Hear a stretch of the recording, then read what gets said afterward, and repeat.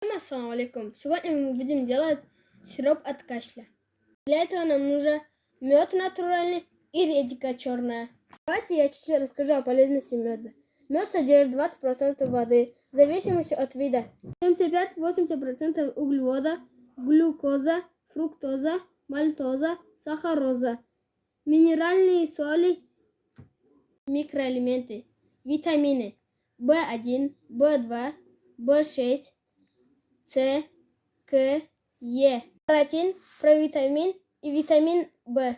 Также мед содержит антибиотики. Также мед нельзя греть до 45 градусов. Мед теряет свои все полезные качества. Мы рассказали о меде, всех его полезных качествах. Сейчас будем готовить сироп.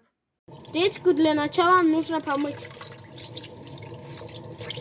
Редьку надо высушить, чтобы она была сухой. Редьку надо сверху вырезать. Мы сделали дырочку в редьке. Сейчас ее надо туда налить мед.